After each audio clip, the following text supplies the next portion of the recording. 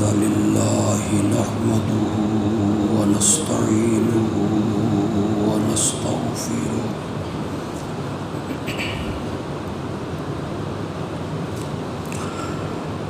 ونعوذ بالله من شرور أنفسنا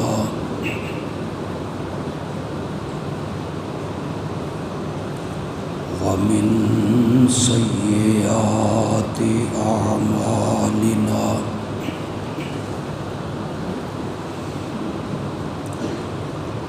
من يهده الله فلا مضل له ومن يضلله فلا هادي له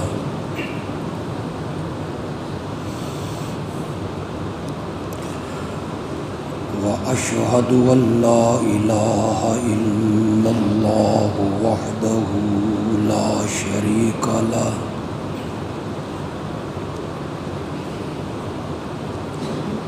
وأشهد أن محمدًا عبده ورسوله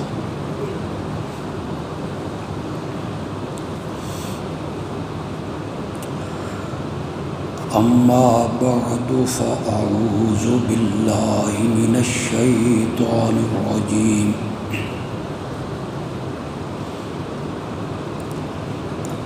بسم الله الرحمن الرحيم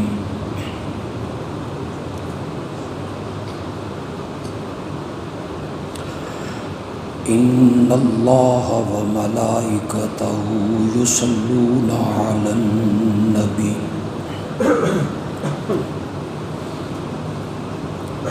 يا أيها الذين آمنوا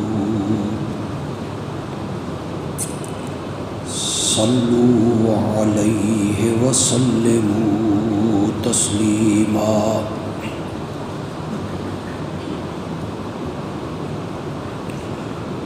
اللهم صل على سيدنا ومولانا محمد النبي الأمي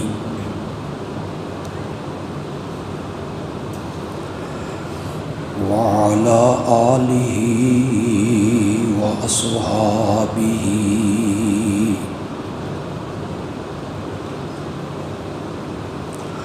وبارك وسلم ثم صل عليه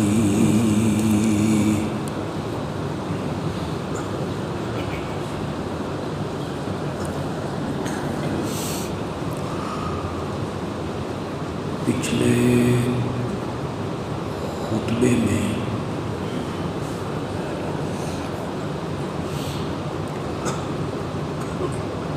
اس عنوان پر گفتگو ہوئی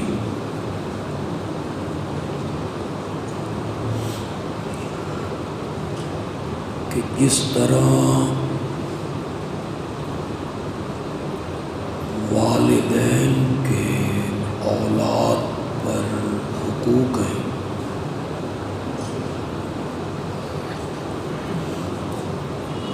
اسی طرح کچھ حقوق اولاد کے بھی ہیں جو والدین کے ذمہ ہیں۔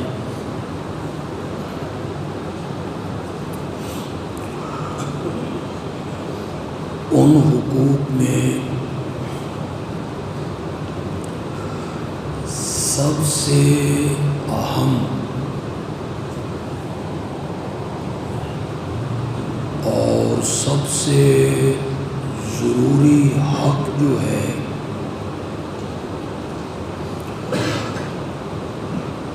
وہ اولاد کی تعلیم و تربیت کا ہے۔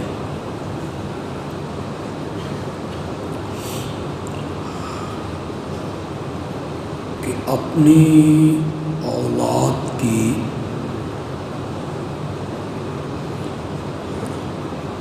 دینی نہج پر تعلیم و تربیت کی فکر کی جائے۔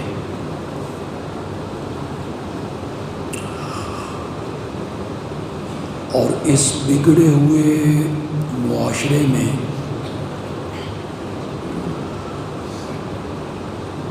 بے راہ روی اور بے حیائی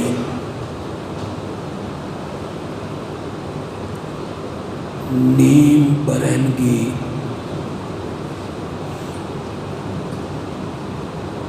معاشرے میں عام ہے۔ لڑکوں کی نسبت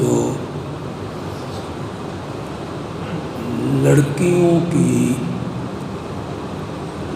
دینی تعلیم و تربیت کی اشد ضرورت ہے۔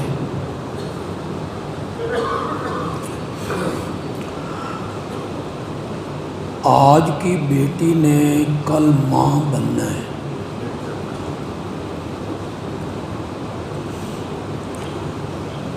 ہماری آنے والی نسل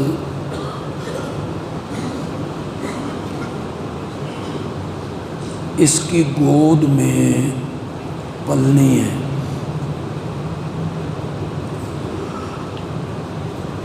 اگر یہ گود باحیا ہوگی،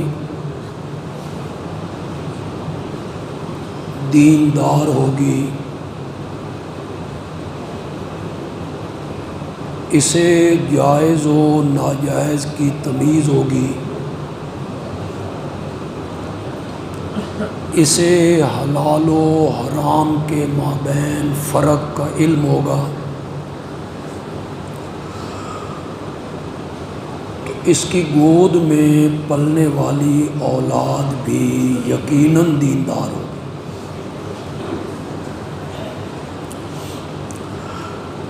پچھلے خطبے میں میں نے حضرت سیدنا حسن رضی اللہ تعالی عنہ کا ذکر کیا۔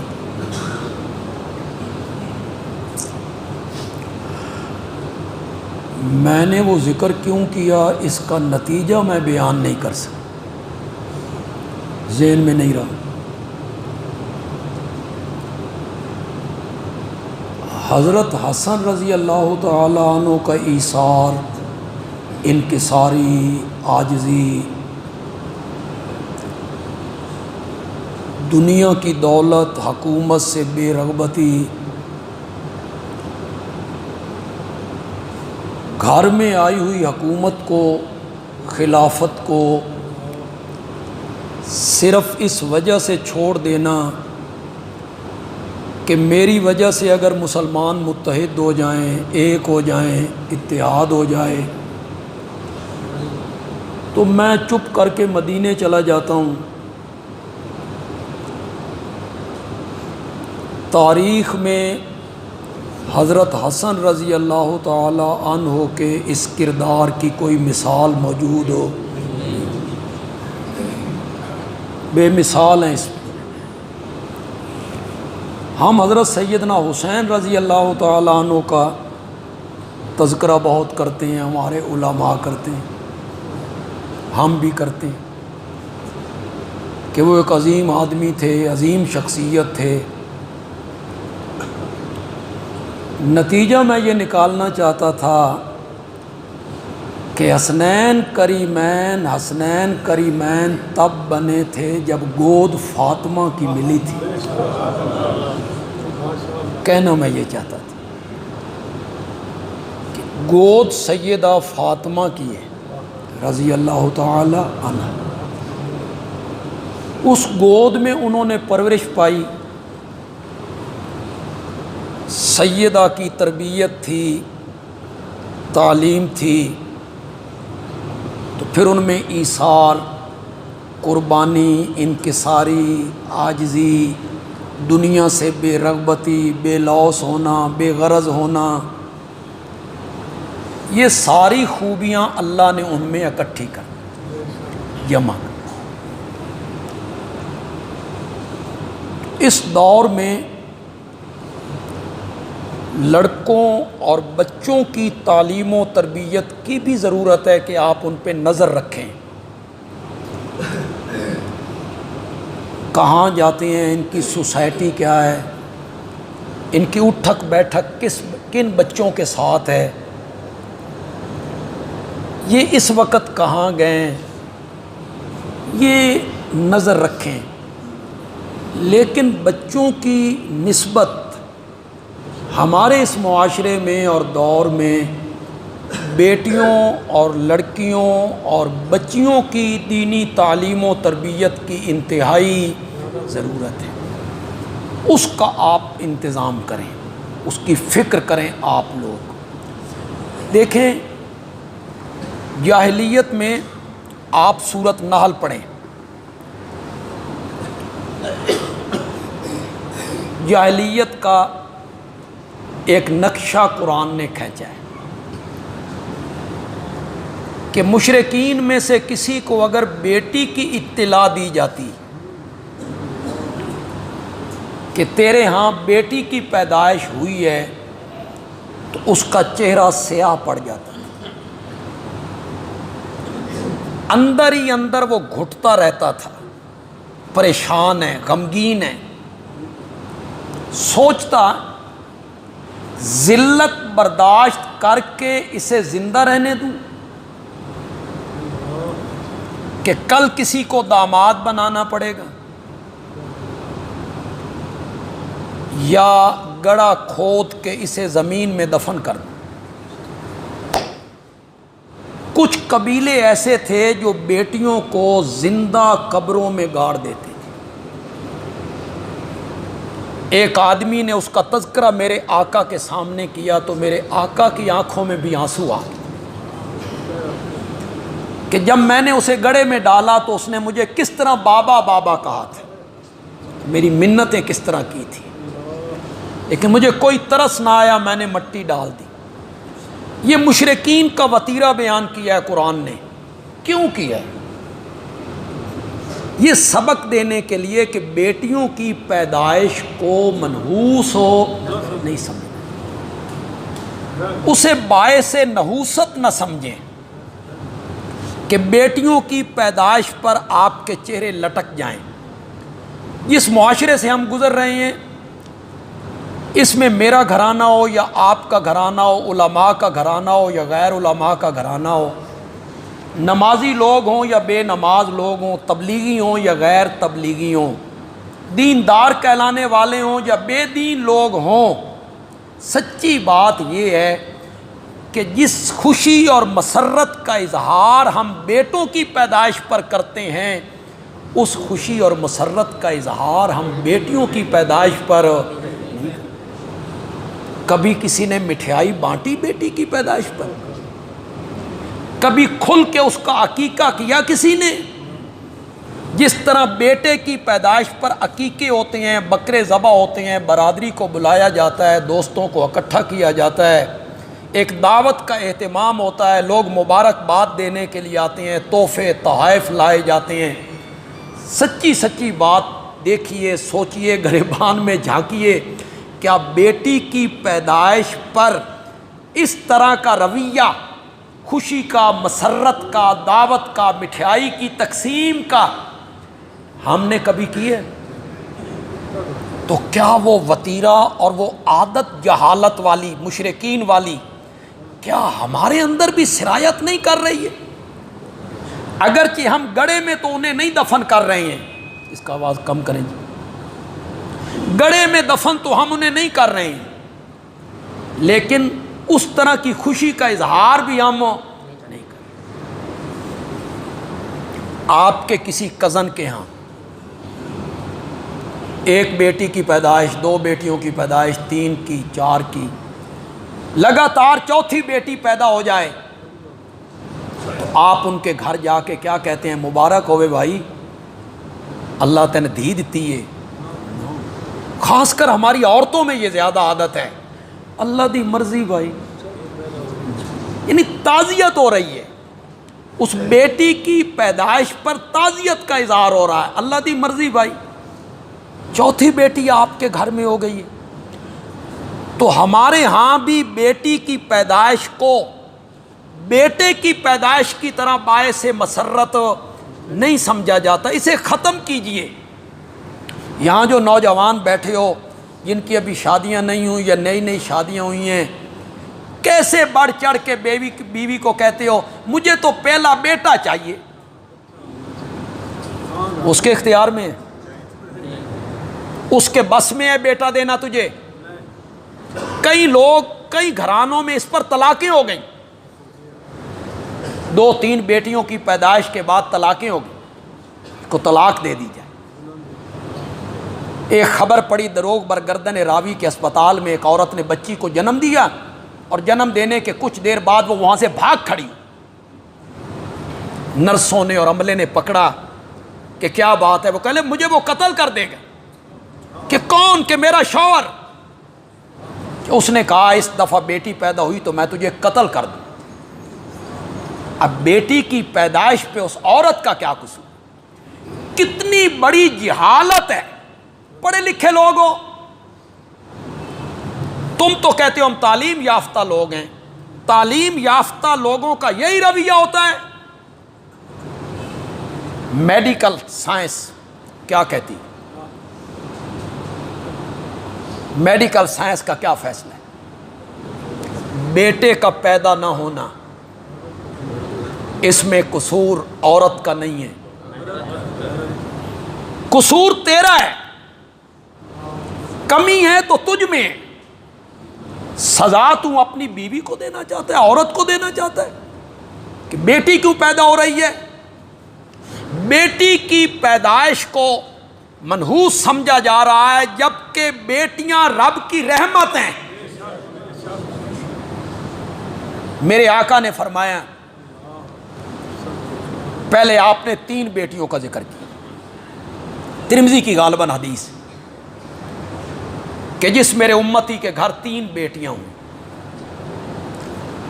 اس نے انہیں پالا، پھر ان کی تعلیم و تربیت کا انتظام کیا ہے، پھر اچھی جگہ رشتہ دیکھ کر ان کی شادی کر دی۔ یہ 3 بچیوں کا باپ جنت میں جائے، یہ میرے آقا کی حدیث ہے۔ اب یہ بیٹیاں، ان کی پیدائش، ان کو پالنا، ہاں بہنوں کے بارے میں بھی یہی ہے، یہ بھی ذہن میں رکھیں۔ اگر باپ فوت ہو گیا ہے، بڑا بھائی ہے، اس نے 3 بہنوں کو پالا ہے، اس کے لیے بھی یہی خوشخبری۔ میں بات تو عورتوں کی تعلیم و تربیت کے بارے میں کر رہا ہوں کہ بچیوں کی دینی تعلیم و تربیت، اس کا انتظام ہونا چاہیے، اس کی فکر کرنی چاہیے ہمیں۔ تو اب آپ میں سے جن کی 3 بیٹیاں ہیں اللہ نے دی ہیں، یہ فرمان میرے آقا کا سن کے ان کو ذرا تسلی ہوئی ہوگی، خوشی ہوئی ہوگی کہ چلو بھائی بیٹیوں کے بدلے میں جنت ملتی ہے تو سودا کوئی مہنگا نہیں۔ لیکن آپ میں سے جن کی 2 بیٹیاں ہیں وہ اپنے دل میں سوچ رہے ہوں گے کہ میرے ہاں تو 2 بیٹیاں ہیں، تو آپ کا مسئلہ بھی ایک عورت نے حل کیا ہے، اس کا نام ہے سیدہ عائشہ صدیقہ۔ پتہ نہیں انہیں کیا سوجی، انہوں نے فوراً سوال کر دیا یا رسول اللہ جس کی 2 بیٹیاں ہوں، فرمایا 2 بیٹیوں کا باپ بھی جنت میں جائے۔ میری ماں نے کہا جس کی 1 بیٹی ہے۔ اب ایک عورت کتنی آسانیاں پیدا کروا رہی ہے عورت وہ، لیکن امت کے لیے آسانیاں پیدا ہو رہی ہیں۔ جس کے یہاں 1 بیٹی ہو، فرمایا 1 بیٹی کا باپ بھی جنت میں جائے گا۔ اب ایک اور حدیث سنیے گا، سر دھنیے گا، بڑی حوصلہ افزا ہے، مزہ ہی آ گیا۔ میرے آقا نے فرمایا جس میرے امتی کی 3، 2 یا 1 بیٹیاں ہوئیں، اس نے انہیں پالا پوسا، بیٹوں کی طرح سلوک کیا، تعلیم و تربیت کا انتظام کیا اور اچھی جگہ رشتہ دیکھ کر ان کی شادی کر دی، ان بچیوں کا باپ قیامت میں میرے ساتھ کھڑا ہوگا۔ اللہ اکبر، وہ میرے نبی کی معیت، اللہ اللہ، تصور بھی نہیں ہو سکتا بھائی، تصور بھی نہیں ہو سکتا۔ ایک دفعہ یار تصور تو کرو، قیامت میں نبوت کی معیت، پھر جنت میں نبی پاک کی معیت، کتنی بڑی خوشخبری ہے بیٹیوں کی پرورش پر، بیٹیوں کی تعلیم و تربیت پر، جنت کا داخلہ، امام الانبیاء کی معیت۔ تیسری حدیث سنیے، میرے آقا نے فرمایا جس میرے بندے کے یہاں 3، 2 یا 1 بیٹیاں ہوئیں اور انہوں نے انہیں پالا پوسا، تعلیم و تربیت کا انتظام کیا اور اچھی جگہ رشتہ دیکھ کر ان کی شادی کر دی، یہ بیٹیاں قیامت کے دن اس بندے کے لیے جہنم سے آڑ بن جائیں گی۔ یہ بیٹیاں اپنے والدین کو جہنم میں نہیں جانے دیں، آڑ بن جائیں۔ ایک عورت 2 بیٹیوں کے ساتھ ام المومنین سیدہ عائشہ صدیقہ رضی اللہ تعالی عنہ کے پاس آئی کہ بھوک بڑی لگی ہے تو کچھ چیز ہو تو خیرات کریں۔ نبوت کے گھر میں بھی کیا ہوتا تھا، حضرت عائشہ کہتی ہیں میرے گھر میں 2 کھجوریں پڑی تھیں، میں نے وہ دونوں کھجوریں اٹھا کے اسے دے، اس نے ایک کھجور ان 2 بیٹیوں میں تقسیم کی، خود بھی بھوکی تھی، بیٹیوں نے فوراً کھا لی۔ دوسری کھجور جب کھانے لگی نا تو بیٹیوں نے طلب کی نگاہ سے ماں کی طرف دیکھا تو اس نے منہ سے نکال کے وہ کھجور بھی ان کے حوالے کر دی۔ حضرت عائشہ رضی اللہ تعالی عنہ کے یہاں اولاد نہیں ہے، آپ کو پتہ ہے حضرت عائشہ رضی اللہ تعالی عنہ کے یہاں اولاد نہیں۔ یہ منظر دیکھا نا تو بڑی متاثر ہوئی، ماں کی یہ مامتا اور ماں کی یہ شفقت۔ نبی پاک تشریف لائے تو حضرت عائشہ نے اس منظر کو میرے آقا کے سامنے بیان کیا کہ یا رسول اللہ، میں حیران ہو گئی، وہ خود بڑی بھوکی تھی لیکن اس نے قربانی دی اور دوسری کھجور منہ سے نکال کے اپنی بیٹیوں کے حوالے کر دی۔ آپ نے فرمایا یہ ماں کی مامتا ہی تو ہے اور باپ کا پیار ہی تو ہے کہ یہی بیٹیاں قیامت کے دن ان کو جنت میں لے جانے کا سبب بن جائیں گی۔ تو بیٹیوں کی پیدائش کو منحوس تصور کرنا اور انہیں اچھا نہ سمجھنا، یہ مشرکین مکہ کا وتیرہ بیان کیا قرآن، اسلام کا یہ سبق نہیں ہے۔ میرے آقا نے تو 4 بیٹیوں کی پرورش کی تھی، حضرت سیدہ زینب، حضرت سیدہ رقیہ، حضرت سیدہ ام کلثوم، حضرت سیدہ فاطمہ رضی اللہ تعالی، 4 بیٹیوں کی پرورش کی ہے، ان کی شادیاں کی ہیں، ان کے ساتھ اچھا سلوک کیا ہے، محبت کا اظہار کیا۔ آپ کو پتہ ہے بدر کے میدان میں جو قیدی بنائے گئے تھے ان میں میرے نبی کے داماد بھی قیدی ہو گئے تھے، ابو العاص، یہ حضرت زینب کے شوہر ہیں، یہ میرے نبی کے مقابلے میں لڑنے کے لیے آئے، وہ بھی قیدی بنے۔ تو جب فدیہ طلب کیا گیا تو وہ فدیہ حضرت زینب نے بھیجا تھا، حضرت زینب مکے میں تھی اور اس فدیے میں وہی ہار بھیجا جو ان کی والدہ حضرت خدیجہ نے شادی کے موقع پہ انہیں پہنایا تھا۔ تو میرے نبی اس ہار کو دیکھ کے رو پڑے اور آپ نے صحابہ سے کہا اگر تمہاری اجازت ہو تو میں یہ ہار اپنی بیٹی کو واپس کر دوں، اچھا نہیں لگ رہا ہے کہ میں اپنی بیٹی سے وہ ہار واپس۔ تو بیٹیوں سے محبت کا اظہار کیا، بیٹیوں سے پیار کا اظہار کیا۔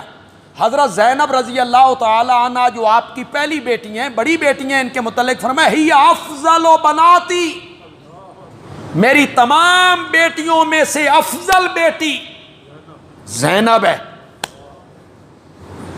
پھر حضرت رقیہ کے ساتھ، پھر ام کلثوم کے ساتھ، ان سب کا انتقال ہو گیا میرے آقا کی زندگی میں، صرف سیدہ فاطمہ رضی اللہ تعالی عنہا رہ گئی ہیں۔ آپ کے گھروں میں بھی تو بیٹیاں آتی ہیں، جب آپ شادیاں کر دیتے ہیں پھر آپ کو ملنے کے لیے کبھی موقع بموقع، بچوں کی چھٹیاں ہو گئیں تو بیٹیاں آ گئیں، کبھی عید کے موقع پہ آ گئیں۔ حضرت سیدہ فاطمہ جب اپنے بابا کے گھر آتی تھی وہ تو دوسرے تیسرے دن آتی ہوں گی، آپ کے ہاں تو بیٹیاں 6 مہینے کے بعد، 9 مہینے کے بعد، سال کے بعد آتی ہوں گی۔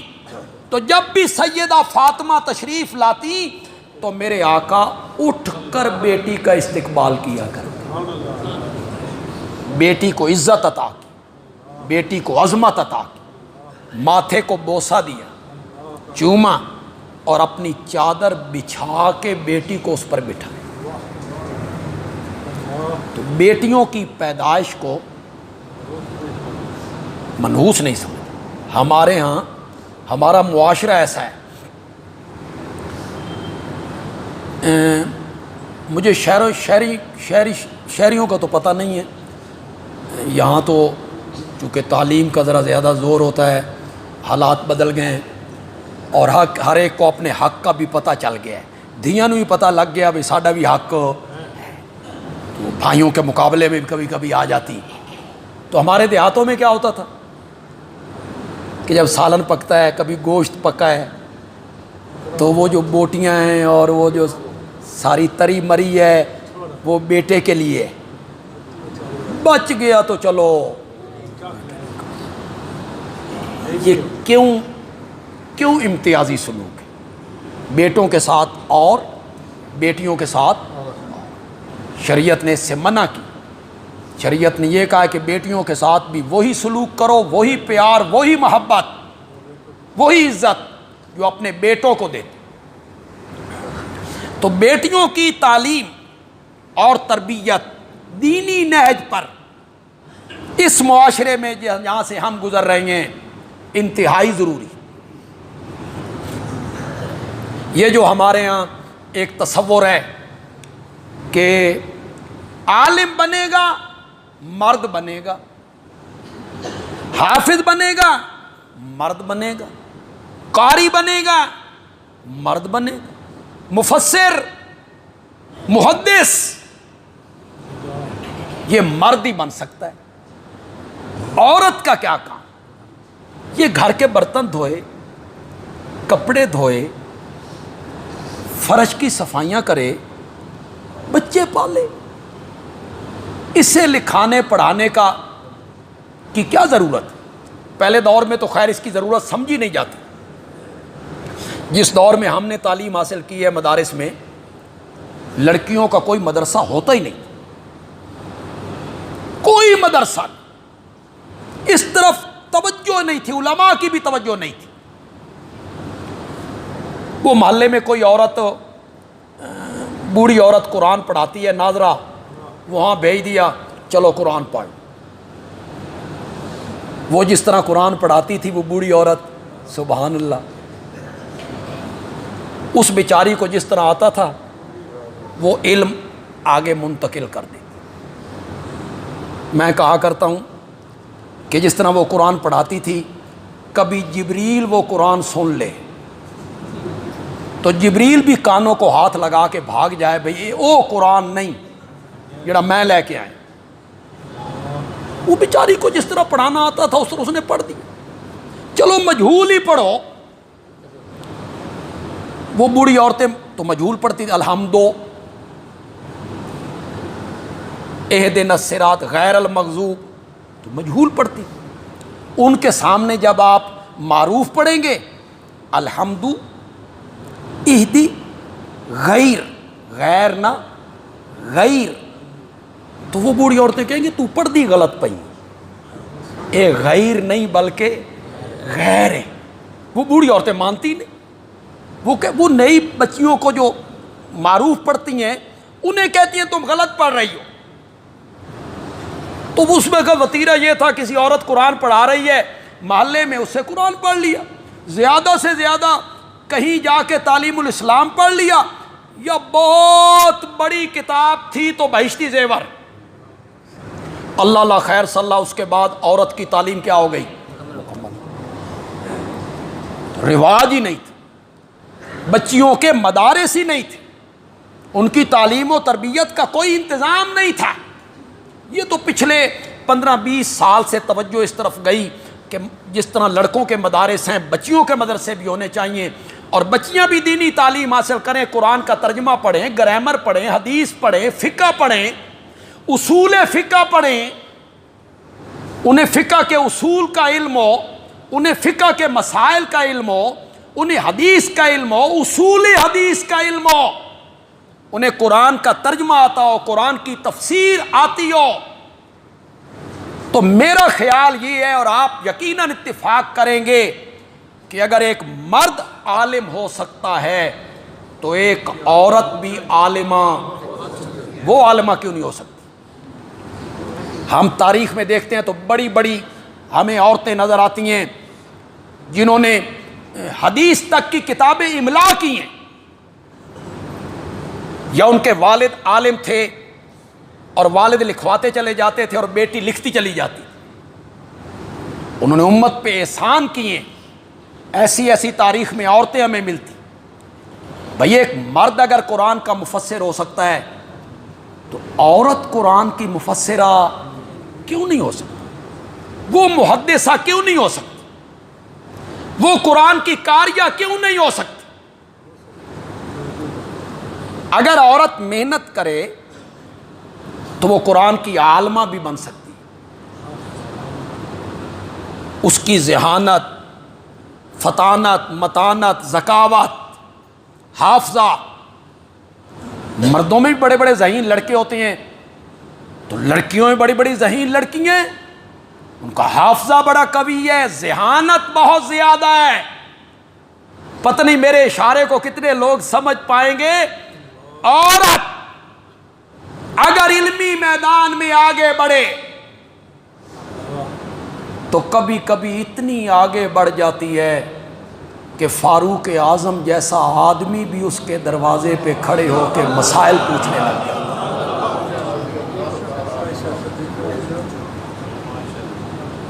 وہ صحابہ کے متعلق کہتی ہے یہ جملہ اس نے ایسے کس طرح کہہ دیا؟ میں آئندہ جمعہ اس پہ روشنی ڈالوں گا انشاءاللہ۔ اسے آ کے بتایا جاتا ہے ابن عمر یوں کہتے ہیں کہ نبی اکرم صلی اللہ علیہ وسلم نے یوں کہا ہے، تو وہ کہتی ہے نبی پاک یہ نہیں کہہ سکتے۔ کیف یقول رسول اللہ صلی اللہ علیہ وسلم، اللہ کے رسول یہ بات کیسے کہہ سکتے ہیں جو ابن عمر کہہ رہا ہے واللہ یقول، حالانکہ اللہ قرآن میں اس کے خلاف کہہ رہا ہے، تو نبی پاک قرآن کے خلاف کیسے کہہ سکتی؟ تو کبھی کبھی وہ ان کو جب آ کے بتایا جاتا ہے کہ ابن عمر یوں کہتے ہیں تو وہ کہتی ہیں وہ بھول گئے ہیں، وہ نبی پاک کی بات کو یاد نہیں رکھ سکے۔ ہے عورت علمی میدان میں کیسے آگے نکل گئی ہے کہ صحابہ اس سے حضرت ابو سعید خدری غالباً کہتی ہیں کہ جس مسئلے کا کوئی حل نہیں نکلتا تھا ہم ام المومنین عائشہ صدیقہ کے دروازے پہ جایا کرتے تھے، وہ اس کا حل نکال کے دیا کرتی۔ ایک عورت ہے لیکن قرآن فہمی میں قرآن پہ جو اس کی نظر ہے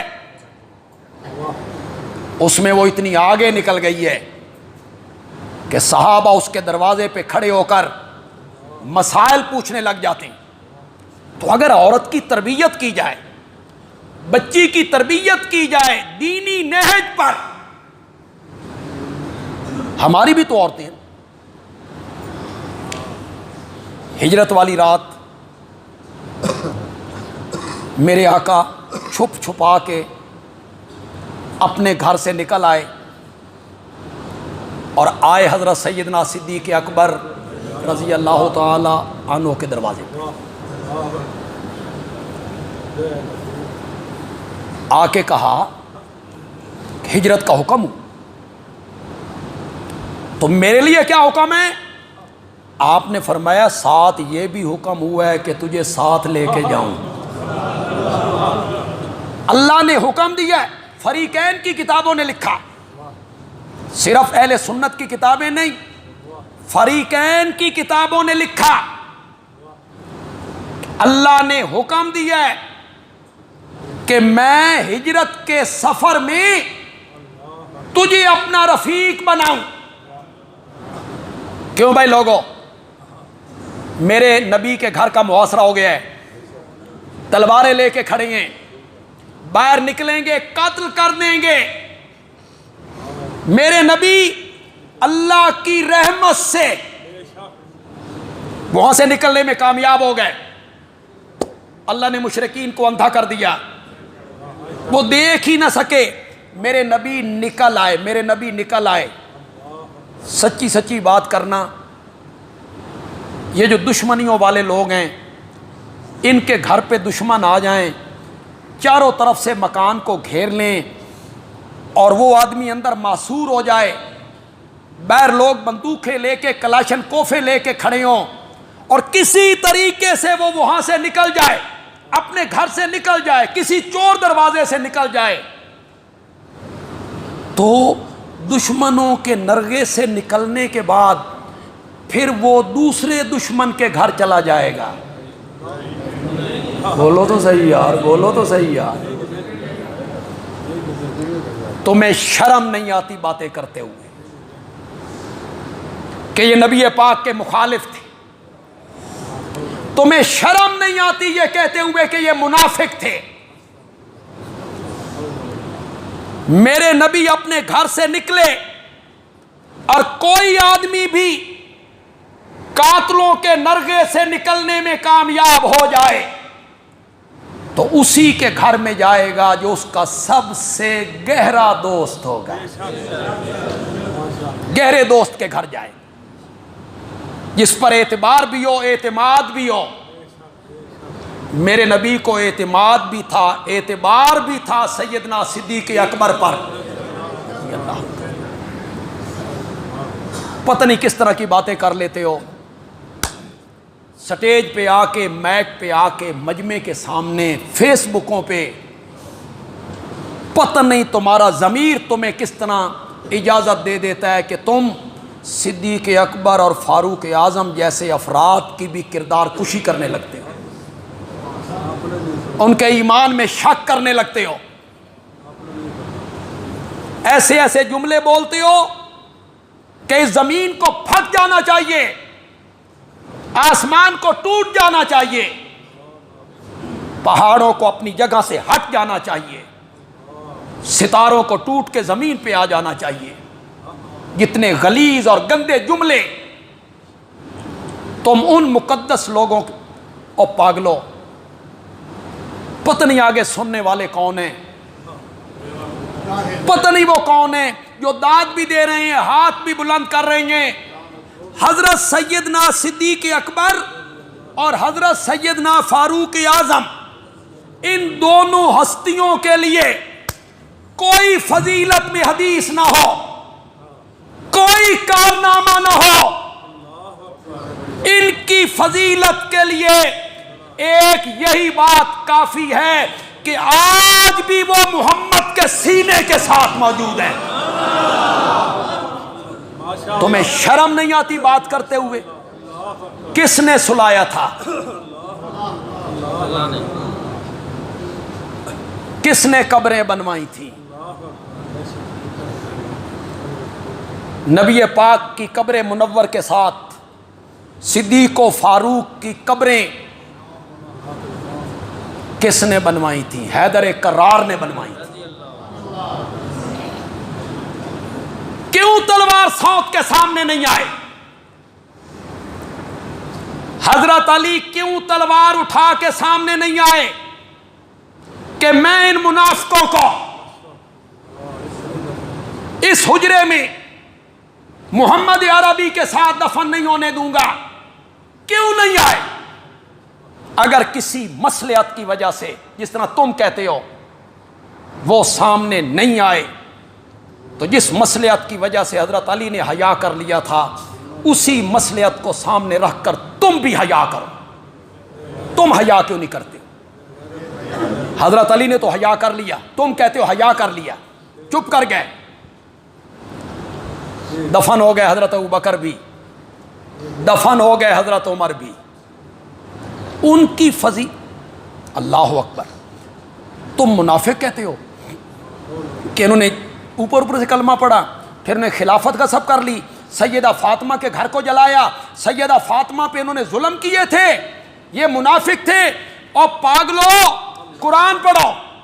یا ایھا النبی, اے میرے نبی, جاہد الکفار, جہاد کر. بولو یار. جاہد الکفار والمنافقین ومأواہم جہنم. پڑھو قرآن. کافروں کا ٹھکانہ بھی جہنم ہے, منافقوں کا ٹھکانہ بھی جہنم ہے. قرآن کہتا ہے کافروں اور منافقوں کا ٹھکانہ جہنم ہے. ابو بکر و عمر تو اس وقت بھی جنت میں ہیں. تم کیسے کہتے ہو کہ وہ منافق ہیں؟ وہ تو اس وقت بھی جنت میں ہیں, بلکہ جس جگہ پہ ہیں جنت بھی اس پر قربان ہے. زندہ جبریل پر جو سید الملائکہ ہے, تمام نبیوں پر وحی لاتا رہا اور آسمانی کتابیں اتارتا رہا. زندہ جبریل پر رب کی اتنی رحمتیں نہیں اترتی جتنی قبر منور پر اترتی. وہ اس جگہ پہ ہیں جہاں رب کی رحمتیں نازل ہو رہی, رب کی رحمتوں کی برکھا اتر رہی. میرے آقا نے کہا تھا, مسجد میں داخل ہوئے, تمہیں بکواس کرتے ہوئے حیا بھی نہیں آتی. ایک ہاتھ حضرت ابوبکر کے کاندھے پر ہے, ایک ہاتھ حضرت عمر کے کاندھے پر ہے. اس طرح ہاتھ رکھ کے کون چلا کرتے ہیں؟ صرف دوست. ایک طرف حضرت ابوبکر کے کاندھے پر ہاتھ ہے, ایک طرف حضرت عمر کے کاندھے پہ ہاتھ ہے. مسکرا رہی ہیں. صحابہ اس منظر کو دیکھ کر مسرور ہوئے تو میرے آقا نے کہا, ہاکذا, جس طرح تم مجھے اب دیکھ رہے ہو اسی طرح ہم قبروں سے اٹھائے جائیں گے. اس دن تمہیں پتا چلے گا کہ ابو بکر کون تھا. تم یوں ہی کہانیاں بناتے رہتے ہو. حضرت فاطمہ پہ انہوں نے ظلم کیا, حضرت فاطمہ کے گھر کے دروازے کو جلا دیا, حضرت فاطمہ پر دروازہ گرایا گیا, انہیں زخمی کر دیا گیا, دروازے کو آگ لگا دی گئی. اوے لوگو, ہم 15ویں صدی میں, میرے آقا نے کہا تھا خیر القرون قرنی ثم الذین یلونہم ثم الذین یلونہم, سب سے بہترین زمانہ میرا زمانہ ہے, پھر ساتھ والا, پھر ساتھ والا, پھر ساتھ والا, پھر ساتھ والا, پھر ساتھ والا. ہم کتنے دور آ گئے. اور وہ کیا تھا؟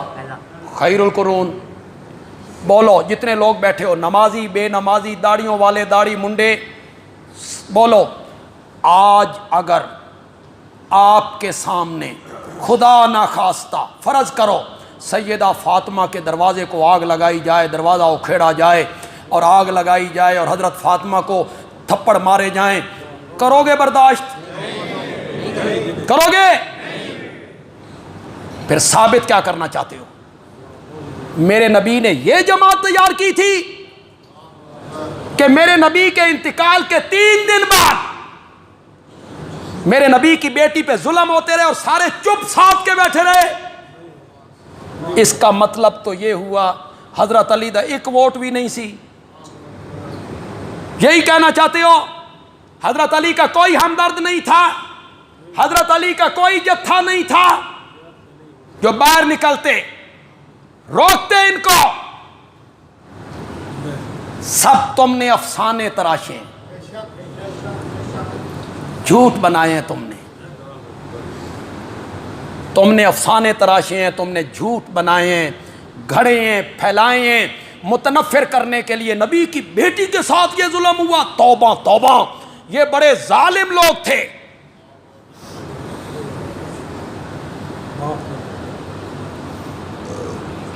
لشکر آ رہا تھا حضرت سلیمان کا، ادھر چیمٹیاں پھر رہی تھیں میدان میں. میں واقعہ نہیں بیان کرنا چاہتا، میں صرف اشارہ کرنا چاہتا ہوں، پتہ ہے نا اس واقعے کا.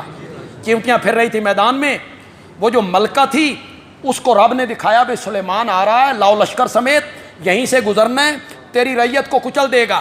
اس نے اپنی رعایا کو کہا ادخلوا مساکنکم، اپنے اپنے بلوں میں چلی جاؤ. رعایا کہنے لگی ملکہ ابھی تو باہر نکلی ہیں رزق کی تلاش میں، خلاف معمول جلدی واپسی. اس نے کہا لا یحتمنکم سلیمان وجنودہ، سلیمان اور اس کا لشکر آ رہا ہے، تمہیں پاؤں کے نیچے رون دے گا. رعایا کہتی ہے، ادھر کہتی ہو پیغمبر ہے. مجھے بات پوری نہ کرنی پڑے تو سمجھ جاؤ. ادھر کہتی ہو پیغمبر ہے، پیغمبر کے صحابہ ہیں، پھر کہتی ہو چیونٹیوں پہ ظلم کریں گے، ہمیں رون دیں گے، ہمیں پاؤں کے نیچے رون دیں گے. ہو نبی اور نبی کے صحابہ اور ظلم کرے چیمٹیوں پر، یہ کیسے ہو سکتا ہے؟ ملکہ کہنے لگی مناظرے دا ٹائم نہیں، زیادہ گل بات کرن دا وقت نہیں، جلدی کرو. سلیمان اور سلیمان کا لشکر جب تمہیں پاؤں کے نیچے روندے گا نا، ولا یشعرون، انہیں پاؤں کے نیچے کا پتہ، دانستہ نہیں روندیں گے، جان بوجھ کے نہیں روندیں گے. صاحب رول معانی نے لکھا یہ تو چیمٹیوں کو بھی پتا تھا کہ جو نبی کے صحابہ ہوتے ہیں وہ چیمٹیوں پہ بھی ظلم نہیں کرتے ہیں. یہ تم ظالم ہو جو کہتے ہو کہ صحابہ نے سیدہ فاطمہ پہ ظلم کیا تھا، صرف تنفر پھیلانے کے لیے، صحابہ کے متعلق نفرت پیدا کرنے کے لیے سیدہ فاطمہ کو آگے کرتے ہو. پھر جو لوگ سامنے آتے ہیں تقریر کرنے کے لیے، علی علی علی علی نا، ان کے چہرے پہ داڑھی کو نہیں. ہم حضرت حسین کے غلام ہیں، ہاں حضرت حسین دی شکل چنگی نہیں لگتی، ہم حضرت علی کے ماننے والے ہیں. حضرت علی کی کیوں بھائی؟ حدیث میں نہیں آتا کہ حضرت علی کی داڑھی مبارک سینے کو ڈھانپ دیتی تھی؟ نہیں آتا سینے. تم داڑھی والوں کا مذاق بناتے ہو، یہ داڑھی والوں کا مذاق بناتی، اور حضرت علی رضی اللہ تعالیٰ عنہ کی داڑھی مبارک جو تھی وہ ان کے سینے کو ڈھانپ دیتی. حضرت علی کے ساتھ تمہارا کیا رشتہ ہے؟ حضرت علی کے ساتھ تمہارا کیا تعلق ہے؟ علی نمازی علی تھا، علی حافظ قرآن علی تھا، علی قرآن کا قاری تھا، حضرت علی متقی تھا، تہجد گزار تھا، مسجد نبوی کا امام تھا، رہا، پھر یہاں سے چلے گئے، پھر کوفے کی مسجد کے امام بنے. تمہارا کیا تعلق ہے حضرت علی کے ساتھ؟ حضرت علی کے ساتھ اہل سنت کا تعلق ہے. حضرت علی کی ساری چیزیں ہمارے پاس ہیں، نماز بھی ہمارے پاس ہے، قرآن بھی ہمارے پاس ہے، داڑھی بھی ہمارے پاس ہے. تمہارے پاس صرف نعرے ہیں، نعرے لگاتے چلے جاؤ. قیامت والے دیہڑے حضرت علی کے قریب جانا، حضرت علی کے قریب کھڑے ہوں گے حضرت ابو بکر، جی حضرت علی کے قریب کھڑے ہوں گے حضرت عمر، یہ حوض کوثر پہ ہوں گے سارے. حضرت عثمان، حضرت علی اور معاویہ نے قیامت کے دن اکٹھے کھڑا ہونا ہے، اکٹھا ہونا انہوں نے. تم نے کہاں جانا ہے ان کے قریب؟ صحابہ کو گالیاں نکالو اور حضرت علی تمہیں گلے سے لگائیں. حضرت علی نے نہج البلاغت میں جو صحابہ کی تعریفیں کی ہیں ذرا پڑھ کے دیکھو. صحابہ کا کیا نقشہ حضرت علی نے بیان کیا ہے. کہتے ہیں ہم صحابہ کو مانتے ہیں، منافقوں کو نہیں مانتے. منافقوں تو ذکر قرآن نے کر دیا کہ منافقوں کا وتیرہ کیا ہے. قرآن کہتا ہے توجہ آپ کی، بات پسند آئی تو پھر سبحان اللہ کہو گے، مزہ آ جائے، مزہ آ جائے. قرآن کہتا ہے منافق مرد اور منافق عورتیں ایک دوسرے کے ہمدرد ہیں، برائی کا حکم دیتی ہیں، نیکی سے روکتی ہیں، اور رب کے راستے میں مال خرچ کرنے میں کنجوس ہیں، ہاتھوں کو بند کرتی ہیں، بخیل ہیں، رب کے راستے میں خرچ نہیں کرتے. اور پاگل جو منافق ہوتا ہے وہ رب کے راستے میں خرچ نہیں کرتا اور صدیق اکبر پورے گھر کا مال قربان کر دیتا ہے. تو کہتا ہے وہ منافق تھے. منافقوں کا وتیرہ قرآن نے بیان کیا ہے، وہ رب کے راستے میں خرچ نہیں کرتے، یہ پورے گھر کا مال لے آتا ہے. اس سے پوچھا جاتا ہے ابو بکر گھر والوں کے لیے کیا رکھا ہے؟ مصطفیٰ کا ہم سفر ابو بکر، مصطفیٰ کا ہم سفر ابو بکر. وہ کہتا ہے مال منگے ہوئے یار تے ابو بکر گھر چھوڑ کے آوے، جھاڑو دے کے سب کچھ لے کے آیا ہوں. امام راضی نے لکھا تن کے کپڑے بھی اتارے، ٹاٹ کا لباس پہنا، کانٹے کے بٹن لگائے، میرے نبی کی خدمت میں آئے. جبریل اترے تو میرے نبی نے دیکھا کہ جبریل کا بھی یہی لباس ہے. میرے آقا نے پوچھا جبریل یہ نیا لباس کیسا؟ کہا یا رسول اللہ آپ کے یار نے آج ٹاٹ کا لباس پہنا ہے، رب نے عرش پہ اعلان کیا ہے سارے فرشتے یہی لباس پہن کے ابو بکر کی نقل اتارا. آج سارے فرشتوں نے یہی لباس پہنا. یا رسول اللہ ابو بکر سے کہو رب پوچھتا ہے. تم کیا جانو ابو بکر کون ہے؟ ابو بکر سے کہو رب پوچھتا ہے. یار یاراں پیچھے مال قربان کر دے رندن، لیکن بعد میں تانا بھی دیتے رہتے ہیں ہم نے یہ کیا اور ہم نے وہ کیا اور ہم نے اتنی قربانی دی. ابو بکر سے پوچھو یہ سارے گھر کا مال دے کر میرے تو راضی بھی ہے کہ کوئی نہ؟ اسے راضی بھی ہے کہ کوئی نہ؟ جس سے رب رضا پوچھ رہا ہے تو ان کو برسر منبر منافق کہتا ہے کہ یہ منافق لوگ تھے، انہوں نے دکھاوے کے لیے کلمہ پڑھا تھا؟ نہیں. کسی شاعر نے کہا تھا اگر ابو بکر کا شک، اگر ابو بکر کا سچ مشکوک ہے تو پھر سچ دنیا میں آئے ہی کوئی نہیں، پھر سچ دنیا میں آئے ہی کوئی نہیں. اگر ابو بکر کا سچ مشکوک ہو گیا ہے، ہر جگہ پہ میرے نبی کی تصدیق کرتے. حضرت اسما جب ہجرت والی رات آئے نا تو اونٹنیاں پہلے تیار کر رکھی تھی، سامان بھی تیار کیا، وہ تھیلے میں سامان بند کیا، اس کو باندھنے کے لیے ڈوری نہیں تھی. حضرت سیدنا صدیق اکبر کی بیٹی حضرت عائشہ کی بہن حضرت اسما انہوں نے اپنا ازار بند کھولا، اس کو 2 ٹکڑوں میں تقسیم کیا، اس سے اس کا منہ باندھا، 40,000 درہم ابو بکر ہجرت والی رات ساتھ لے کے چلا تھا. 40,000 درہم. اور سن رہے ہو کہ کون نہیں سن رہے ہو؟ کتنے؟ 40,000 درہم. 2.5 سال خلافت کی، حکومت کی. جانے کا وقت آیا تو اپنی بیٹی حضرت عائشہ کی گود میں سر ہے، کہا بیٹا یہ میری چادریں ہیں 2، انہیں دھو کے مجھے اس میں کفن دے دینا، تیرے بابا کے پاس ان کپڑوں کے سوا کوئی کپڑا بھی موجود نہیں، سب کچھ قربان کر دی.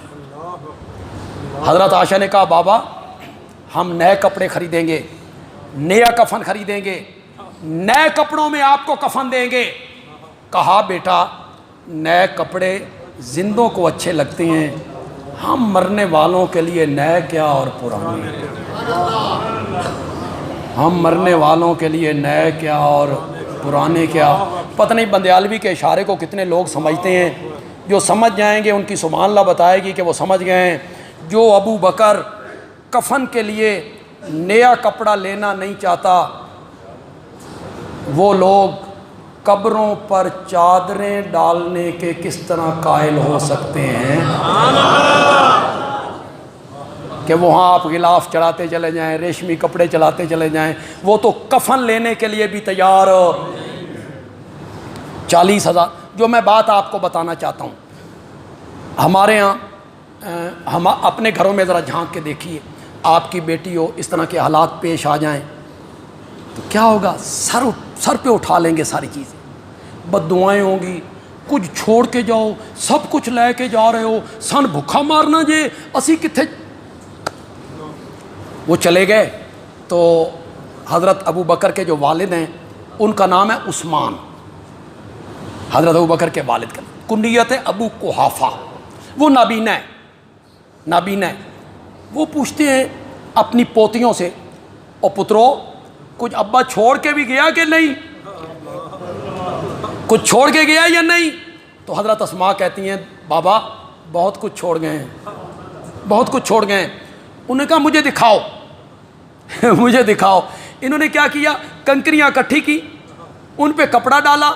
بابا نابینا تھے، ان کا ہاتھ اوپر لگا کر یہ سب دینار ہی ہیں، درہم ہی ہیں یہ سب، اور بابا چھوڑ کے گئے.